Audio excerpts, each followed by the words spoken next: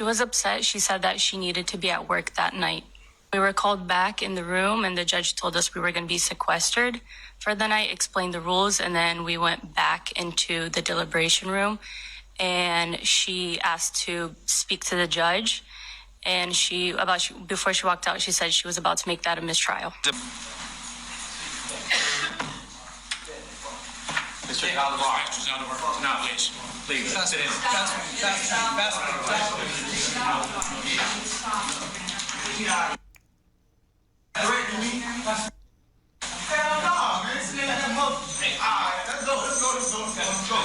take him outside for just a moment. Mr. Ashton. You can take that. Kayla de Pena. That guy is who you did it for. You caused a mistrial in a third resentencing because of him and because of your selfishness. Hey everyone, it's your sister Roland, and all I need is a few minutes to talk about this case that literally started in 2012. Here we are 10, 11 years later, and this case still continues because it's always something that's coming up in this case that have it to be continuing and continuing and continuing. But even though we may not be sure of the sentencing of Okafor as of this moment, but one thing that is for sure is that he will never ever get out of prison because he was convicted in taking the life of Alex Zaldivar and the attempted murder of the siblings, who is Remington and Brienna Campos. So he will never, ever get out. Now, what they are trying to get is resentencing him again because, let's start from the beginning. So it all happened back in May of 2012. So there was like all three of the siblings and Alex Zaldivar was living together. So you have Alex Zaldivar on my left, and then on my right in the farther corner, you have the two siblings, the brother and the sister, Brienna and Remington. They were living together. So, what is his name? Okafor and Bernard, I believe, that the first time, or maybe it was somebody else. But they broke into their home in May of 2012. They broke into their home looking for stuff, looking for stuff to steal and sell and whatever. And they had them at gunpoint. At that time, nobody had got injured. They just, took all the valuables that they had. Now, I guess in doing the investigation, they came to find out that, Okafor was behind it. Okafor was behind it. They probably took statements. Because Okafor has been in trouble all of his life. All of his life. I think the father had put out there, the father of Alex Zaldivar, that he had a lengthy criminal history since the age of 16. And of course, in the trial, they're gonna come and talk about his childhood, how he was, abused and different things like that. Somebody took advantage of him. But there are many people that have happened to you that did not go and do home invasions and then try to take out 3 people. Okay? So people need to stop using certain stuff. Yes, that's a bad thing that happened to him, how he's raised, but, how he's neglected and abused, and people take advantage of it. That's not a good thing. But you cannot use that as an excuse for the bad behavior and the choices that you make, because going and doing bad stuff to people because of what happened to you, that's a choice. That is your choice. Nobody forced you to do it. The consequence, what happened to you when you were younger, doesn't force you. Hey, because you were taken advantage of, your mother abused you, you were taken advantage of, you better do this. No, that's a choice that he made. He made that choice. So Alex had already gave his statement. He never had a chance to, state his statement in court because the day before he was supposed to testify, he was going to testify, and then Brienna was also going to testify the day before, which was September 10th, because September 11th, that's when they were supposed to testify. that's when they invaded them a second time. A second time. So Okafor and Bernard. And Okafor came, the lookout was Okafor's baby's mother. And she was pregnant at the time. They had 2 children already. And then she was pregnant at the time. And she was the lookout while he went to do it. I'm not sure if she knew that he was actually going to take them out or whatever, but she was the lookout. So how sick is that? And she ended up testifying against him too. So they came back to their home that September night, and this time they did not want any valuables. They wanted their lives. They literally, oh my goodness, they shot at these young people in their heads because they wanted to make sure that they would never ever testify against them, because I'm not sure if they had any other evidence, but their statements from Alex and Brianna most likely would have got them convicted. So he wanted to make sure that they would never ever testify against him. And according to, I believe, Brianna, one of the surviving victims, and that is by pure miracle the siblings survived after being shot in the head. But they did say that they shot at Alex several times. So yes, they shot him in the head, but they shot at him several other times. And I was like, why would they do that? Did they know that he had already given a statement? Why shoot at him several times? You know? So that stuck out to me. And so they did this, and the siblings were able to get up. Well, at first, Brianna, they realized she wasn't gone yet, and I believe one of the assailants asked, did he miss or whatever, and that's when she pretended to be dead.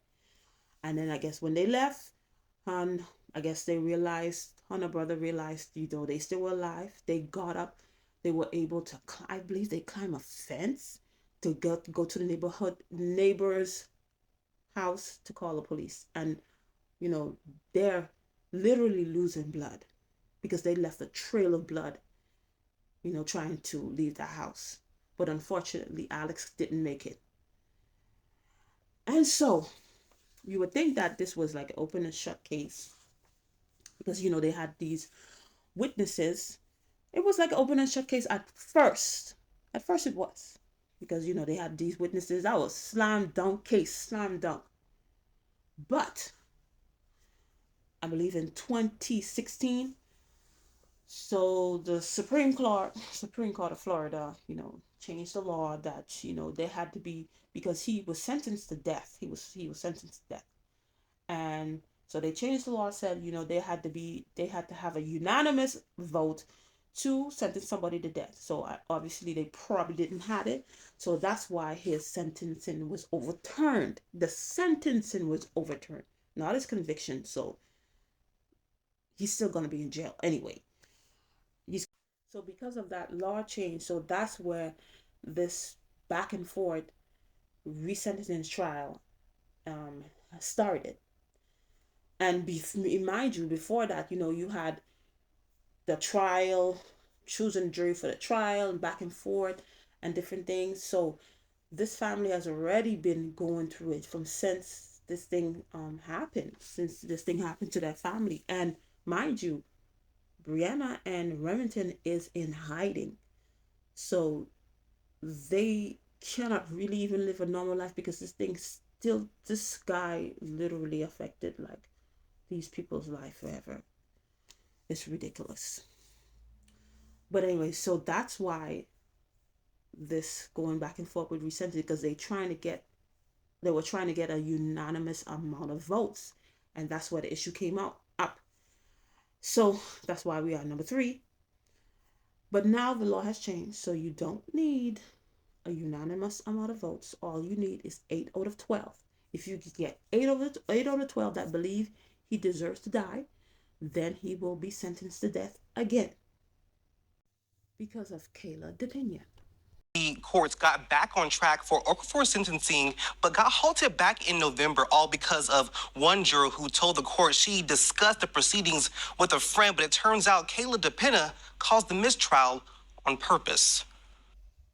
Tuesday, jury selection is set to begin for the Bessman Okafor sentencing.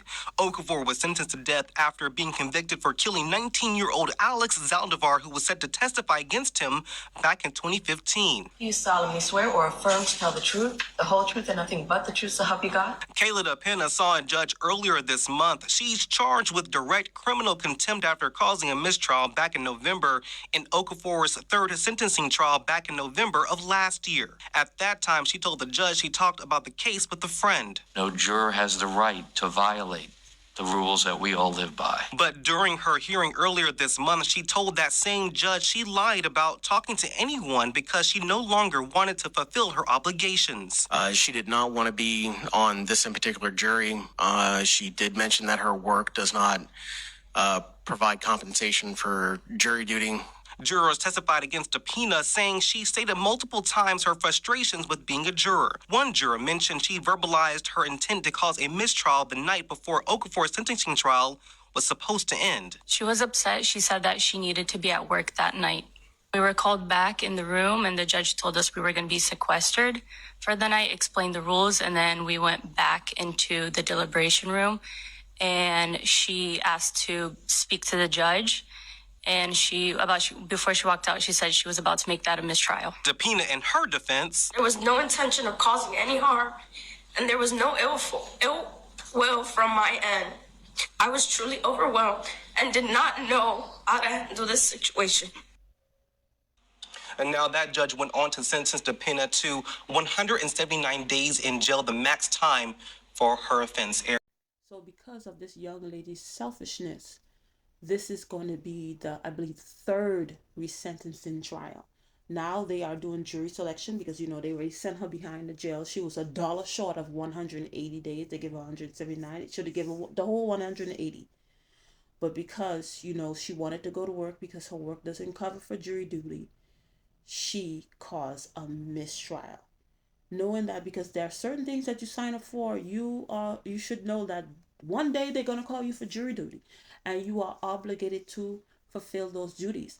And I didn't expect her to know what this family has been through since 2012, there's ups and downs, thinking it's over, and then you could finally begin to grieve, and then something comes up again, because technically she was supposed to be an impartial juror so that you can, render your verdict or whatever you believe, not based on things that you know before.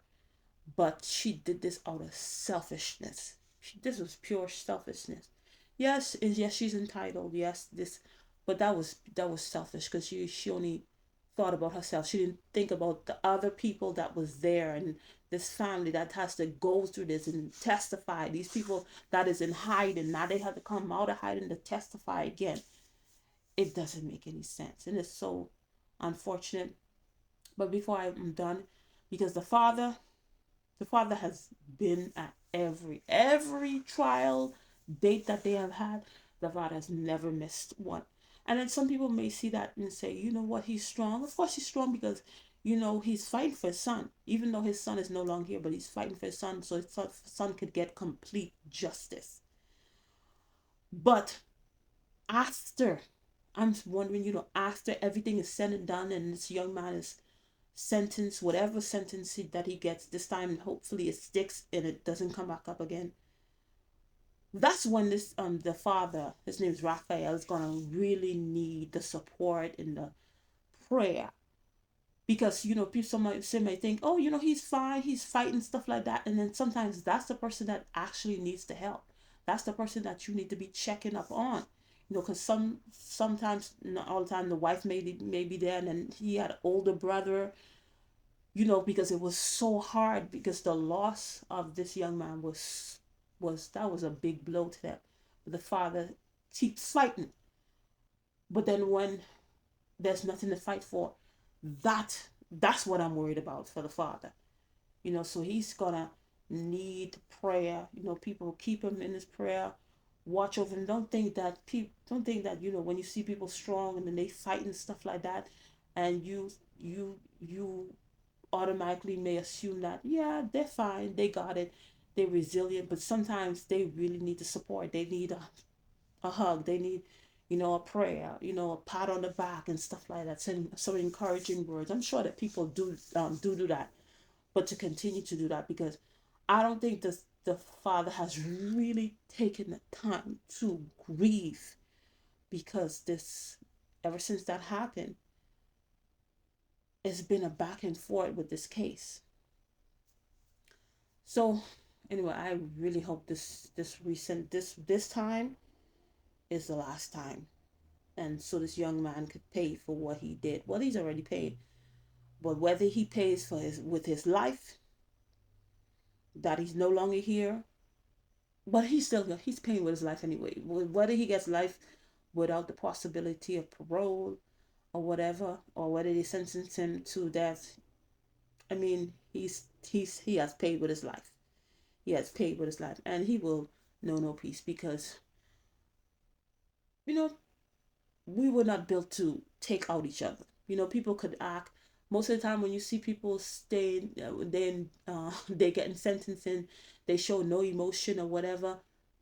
It's all a pretense. Most of the time, it's all a pretense, because when even though they may not have a conscience now, they don't care and stuff like that. But one day you're gonna come to realization that you took a life, you took 2 lives, you took 3 lives, you took 4 or 5 lives, you messed up your life, you messed up your family, and then it's gonna hit you. Anyway, that's all I had to say. Thank you for watching. I'll see you in another video. Bye.